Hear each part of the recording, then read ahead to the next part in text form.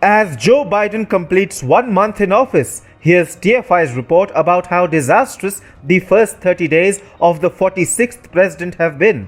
Without any constructive policy decisions to account for and a foreign policy in tatters, Joe Biden's first month in office has already got Americans worked up against their president.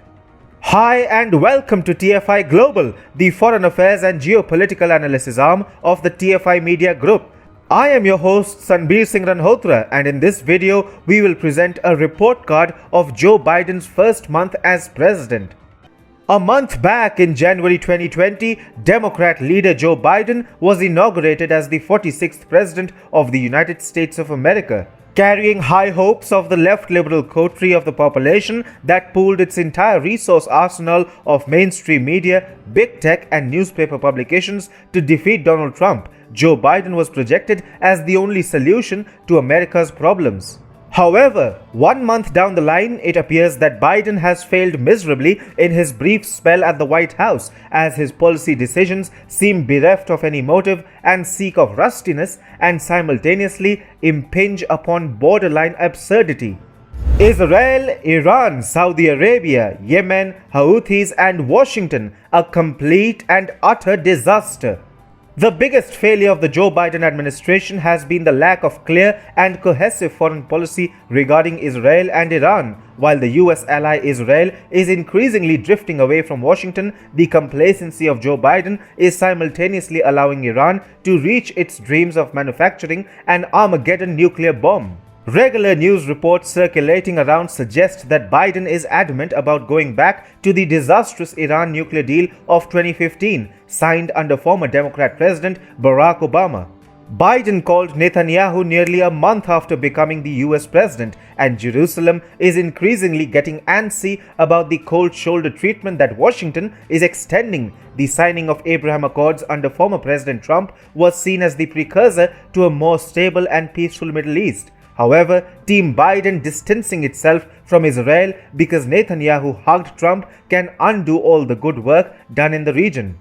To escalate the problems in the region, America is all set to pull troops from Yemen, leaving another ally, Saudi Arabia, in the lurch to fight the Iran-backed Houthi rebels all on its own. Furthermore, the sanctions levied on the Houthi rebels by the Trump administration have been lifted by a generous Biden, who has also stopped the arms supply to Saudi Arabia, UAE and other Arab nations. Vice President Kamala Harris calling the shots. It was always insinuated in hushed tones by those close to the developments on either side of the political spectrum that Joe Biden was merely a pawn installed for the optics, while the real strings were pulled by Kamala Harris. 1 month in, and it seems like the prophecy has already started coming true. As reported by TFI, when US President Joe Biden was taking a break at Camp David to play video games with his grandchildren, his Vice President Kamala Harris phoned France's president to address bilateral relations. Although it is very common for vice presidents to engage in calls made by US presidents to other world leaders, it is rare for them to make calls on their own. This is at least the second time that Harris has done so after taking office. On February 1st, she phoned Canadian Prime Minister Justin Trudeau to recall her high school years in Montreal, but also to discuss diversity, COVID-19, climate change and other issues. Jill and Joe's public display of affection, vaccine to the world's woes. While the previous presidents tried to find solutions to the problems plaguing the USA by sitting with domain experts and chalking out well-thought-out, nuanced strategies, the septuagenarian Joe Biden has adopted a unique take on the problem-solving genre by pushing his chemistry with his wife Jill as the ultimate antidote to the world's miseries. According to the US liberal media, Jill and Joe Biden's public display of affection is bringing people together and making all the problems the country is facing disappear in thin air. The tough questions that were posed to Donald Trump have, since the crowning of Joe Biden, transformed into the type of questions an employee asks their boss before they want to get a promotion.